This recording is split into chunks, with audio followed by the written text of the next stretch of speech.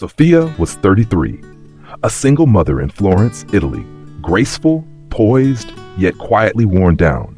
She worked as a personal assistant to an art dealer in a sun-drenched gallery near the Arno River. Her days were spent scheduling meetings, arranging shipments, and watching the wealthy sip espresso while debating over million-euro sculptures. By night, she took care of her 6-year-old daughter, Livia, in a tiny one-bedroom flat above a bakery. The smell of yeast and regret soaked into everything she owned. Sophia was beautiful, not in the way magazines praised, but in the way old photographs made people nostalgic. Men noticed her. One in particular, Marco De Luca. Marco was 47, widowed, extremely wealthy. He owned galleries in Rome, Venice, and New York. He visited often, always polite, always observing. One afternoon, while Sophia organized a new exhibit, Marco lingered by the doorway and asked her to dinner. She hesitated, but said yes. Dinner became wine. Wine became weekends in his villa. His life was soft linens, polished marble, and staff who appeared and vanished like ghosts. He never asked about Livia. When he did, it was in passing.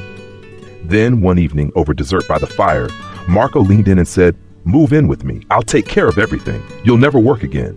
Livia will go to boarding school, best in Switzerland. You'll be free." Sophia smiled, but her chest tightened.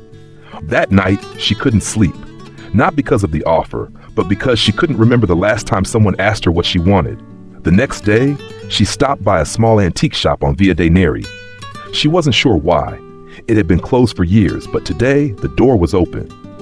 Inside, an old woman sat behind a dusty counter. No customers, just silence and relics of forgotten stories. Sophia wandered.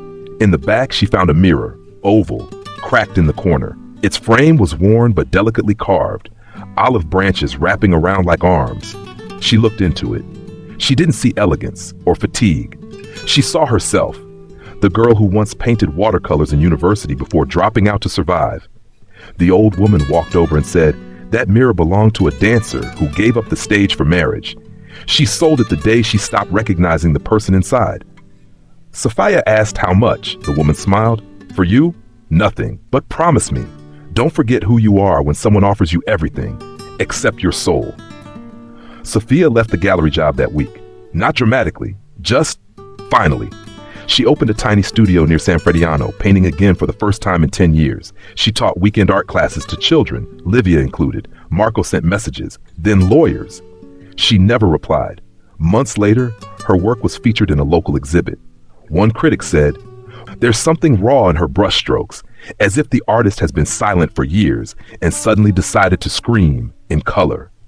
At the entrance of her studio, she hung the cracked mirror. Livia once asked why she kept it. Sophia knelt down and said, "Because every time I look in it,